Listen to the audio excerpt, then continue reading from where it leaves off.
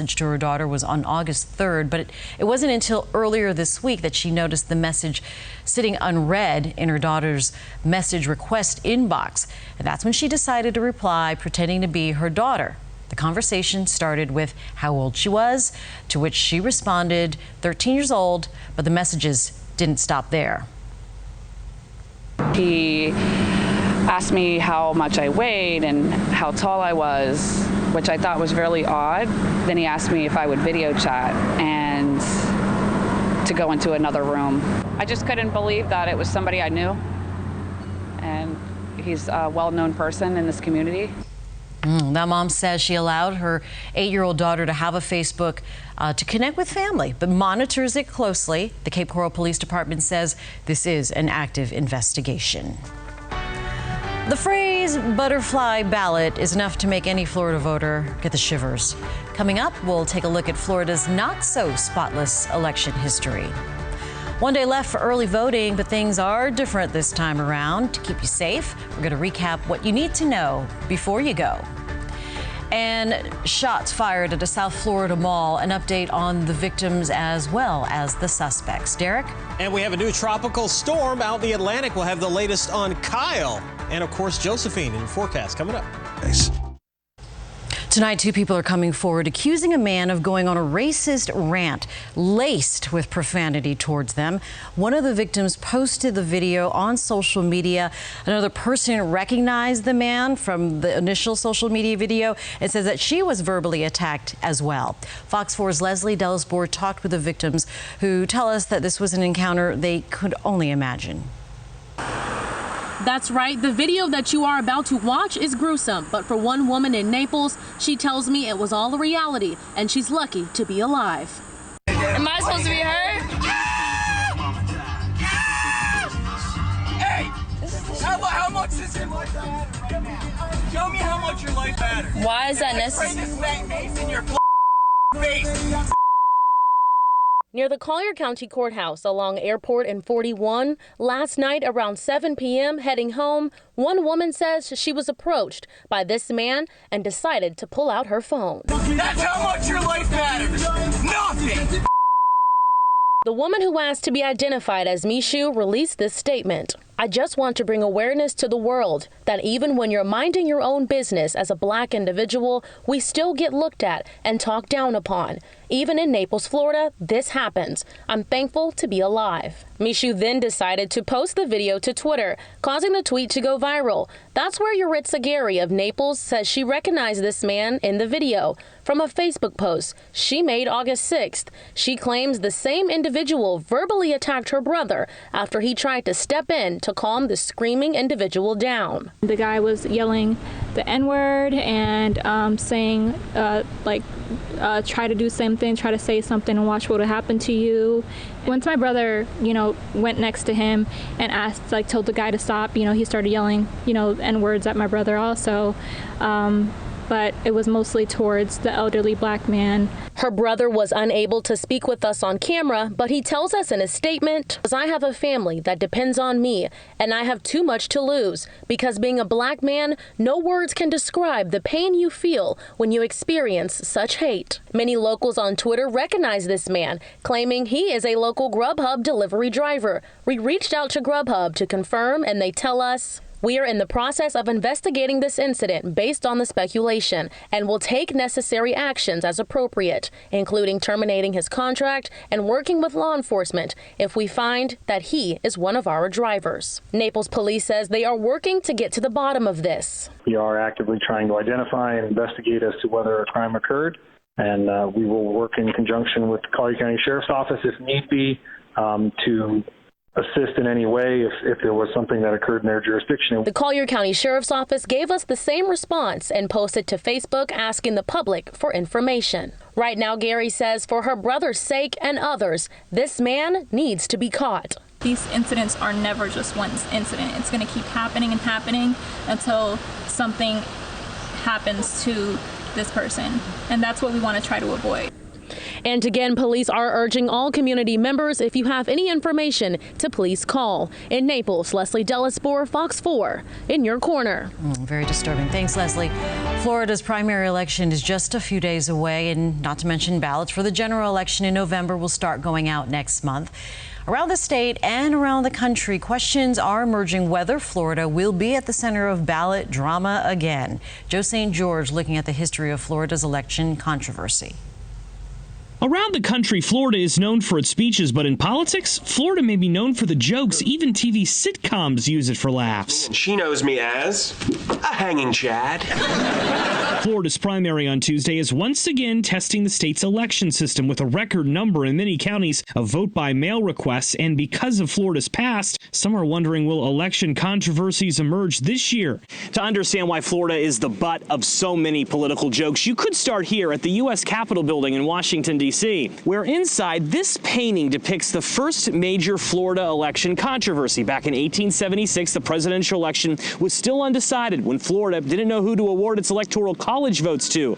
Congress had to step in, and Rutherford B. Hayes became president. Selective hand recounts in the entire state of Florida. In more recent years, the 2000 Florida recount is still unforgettable for many, with George Bush eventually beating Al Gore. The recount took 36 days and was full of controversy. Palm Beach County's butterfly ballot resulted in 2,800 votes for Pat Buchanan instead of Gore because of where the candidates' names were located. The term hanging chads emerged to describe punch-hole ballots with paper fragments still hanging, and the confusion it made for recount officials. And the drama has continued since then. In Broward County in 2012, nearly 1,000 uncounted ballots were found in a warehouse a week after the election. And in 2018, also in Broward, election officials counted 22 ballots that should have been rejected. So will primary night this year bring more controversy? Election officials say no.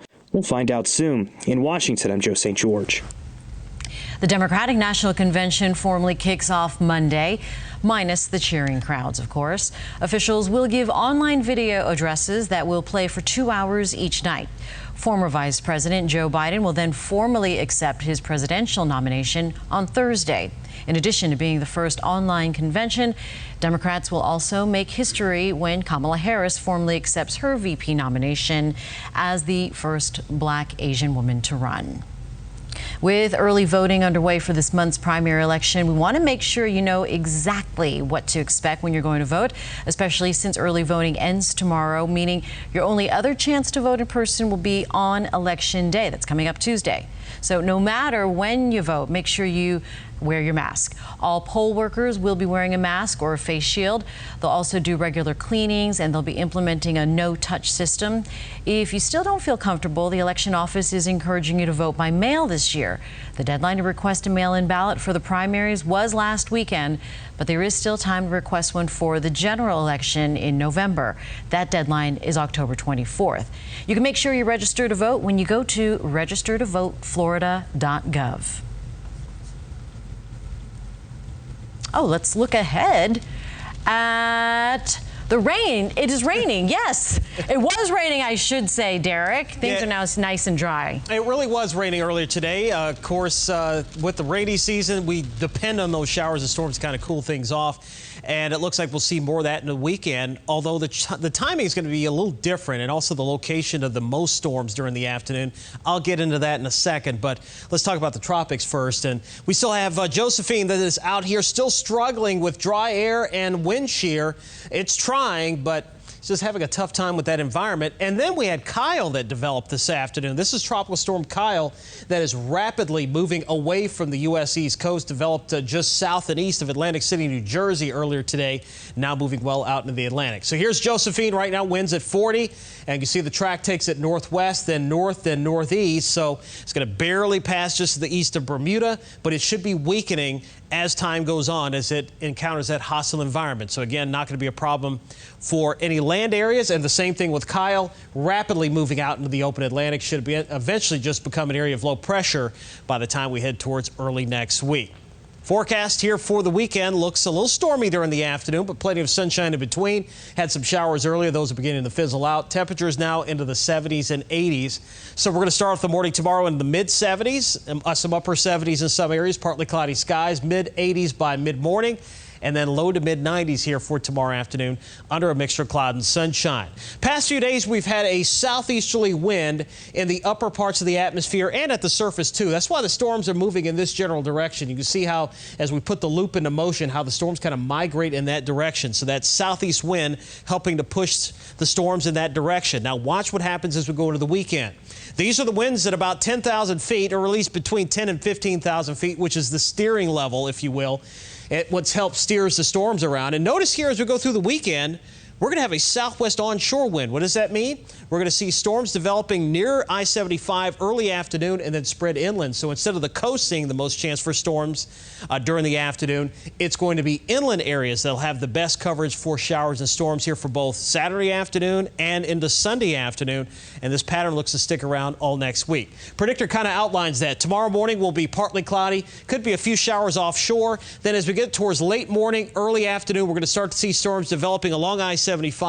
But notice where most of the storms kind of collect during the afternoon. Instead of near the coast, they're going to be a little bit farther inland due to that southwest wind flow aloft. So that change in the wind makes all the difference. Sunday morning, we could see some storms near the coast as the southwest flow really starts to take hold. And then those storms will gradually start pushing inland with the best chances closest to Lake Okeechobee on Sunday afternoon. So partly cloudy tonight, 77. Tomorrow, 93. Showers and storms in the forecast. Best chances late morning, early afternoon near I-75 and then inland during the late afternoon and evening hours. Seas running 2 feet, winds becoming westerly 5 to 10 knots with scattered thunderstorms in the forecast. Here's your 7-day forecast. And again, showers and storms continue. Coastal areas in the morning. Inland during the afternoon. From Sunday through most of next week, we'll start to shift back to an easterly flow by next Friday, with storms returning to the coast in the evening by the end of next week. All right, thank you, Derek. Just ahead, the show's about to start. Details on a Fort Myers theater experience set to grace the stage. Does marijuana usage affect your job performance? The latest research just a few minutes away. A new study shows aspirin may contribute to faster growing tumors and lead to an early death from cancer. Researchers conducted a first of its kind double-blind placebo-controlled clinical trial into aspirin and its connection to cancer. More than 19,000 adults involved in the study were followed for 5 years. They were all free from heart problems or physical disability at the beginning of the study. Both groups showed about the same number of people who developed cancer. The aspirin group showed a 19% higher risk of having a cancer that spreads. The group also had a 22% higher risk of having an advanced cancer. Marijuana use after work does not appear to impact job performance. Researchers at San Diego State and Auburn University spoke to 281 people and their supervisors. Workers were asked how often they use marijuana within 2 hours of starting work, during work, or 2 hours after work. They found workers who used marijuana after work did not show lower job performance. People who used it before or during their shifts did show a decline in their productivity. Curtains going up. The Broadway Palm Dinner Theater will reopen for its 28th season next Thursday with the Dean Martin Variety Hour. And you can enjoy a fun-filled trip back into time with this classic throwback to the old Dean Martin Variety Show. The theater is cutting back capacity to 50%, and there will be temperature checks, and guests are required to wear masks while not eating or drinking. Tables will be private and spaced out. Attendants will be serving guests at the hot buffets. You can go to BroadwayPalm.com for more information.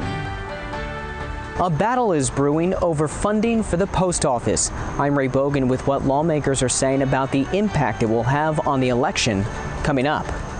And a new grant helping to battle the opioid crisis, but in the communities that may be underserved. We're going to explore how. Responsible gaming. Live from the station that's in your corner. You're watching Fox 4 News at 10. President Trump is spending his weekend in New Jersey, but before he left, he revealed some of his positions on what could be in the next coronavirus relief bill.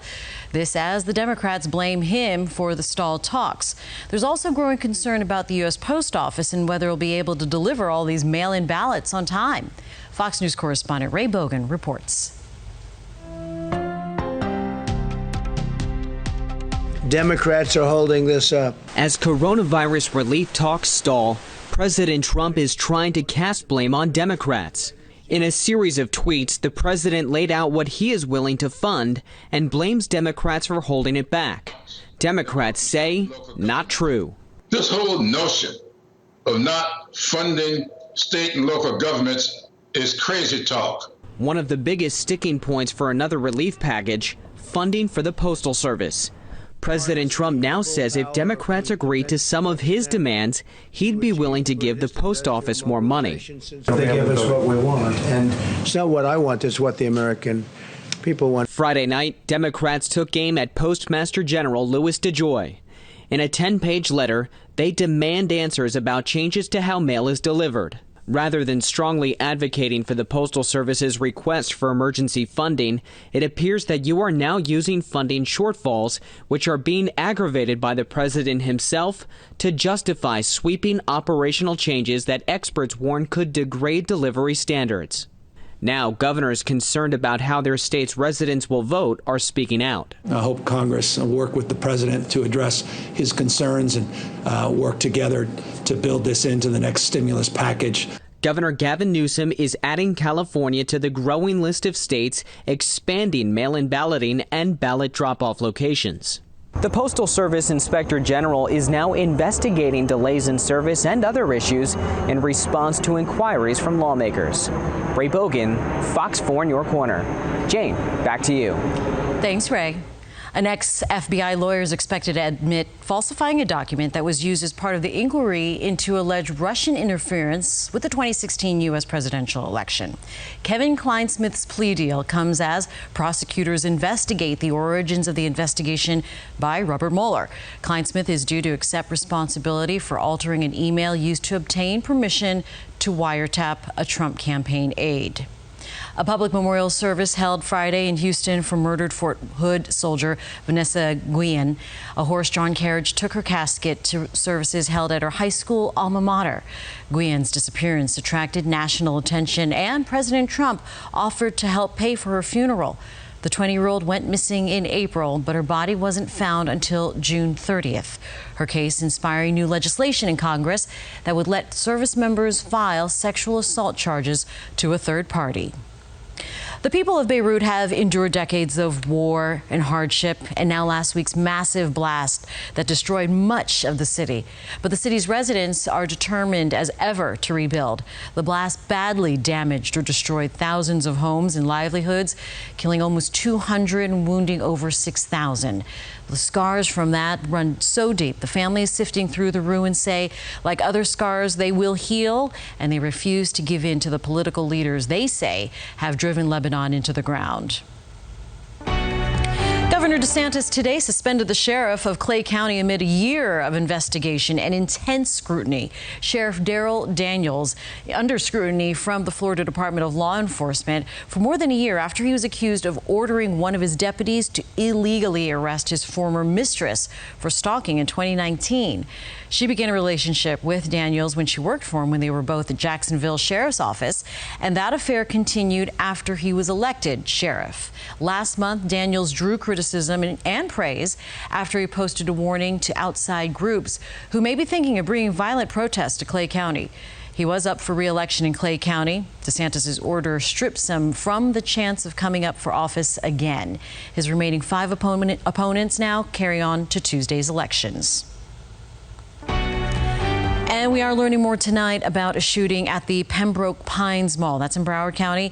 According to fire rescue there, 2 victims were injured. They went to the hospital as trauma alerts, however, both stable when they arrived. The shooting stemmed from an attempted robbery, is what we're being told, at a jewelry store inside the mall. Police and witnesses state the store owner opened fire during the incident.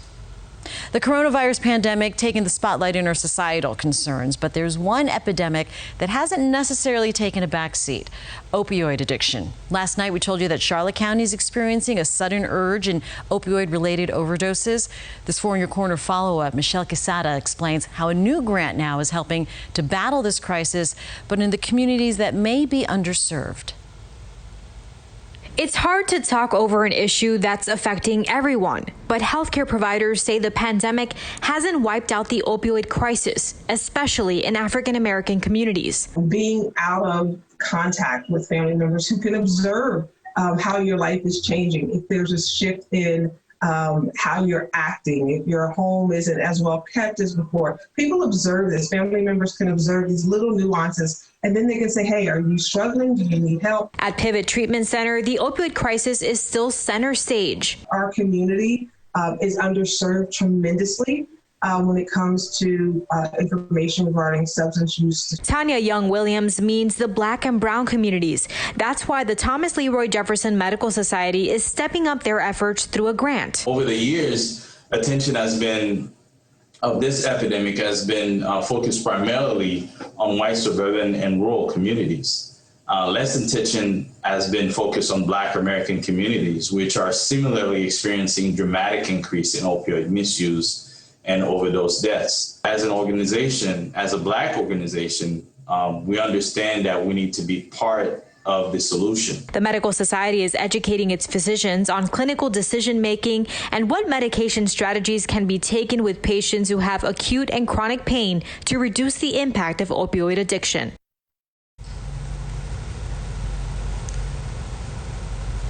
Well, the state of Florida was granted more than $26 million in March back in 2019 to fund similar programs.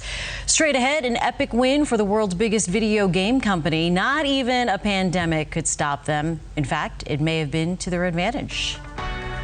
And your child's attention span may be a concern as they head safely back to school. We'll gaze at the latest gadgets designed to compel and teach. And talk about your lines of defense. Caught on camera, a climber in peril, rescued by a team of heroes.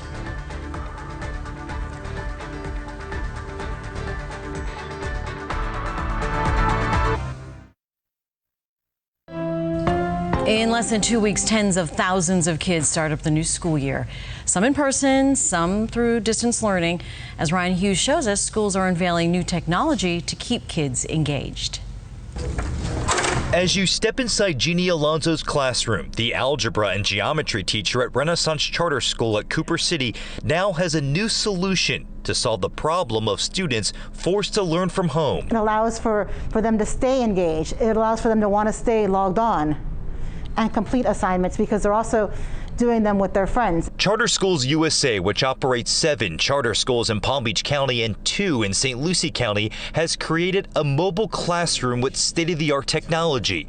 Meet the OWL, a 360-degree camera that connects to a smartboard, allowing teachers to instruct students in the classroom and virtually at the same time. Them being able to log in from home, seeing their teachers inside the classroom, being able to connect with the classroom, that's huge for us. The OWL will follow the sound of the teacher no matter where they are in the classroom during their lesson.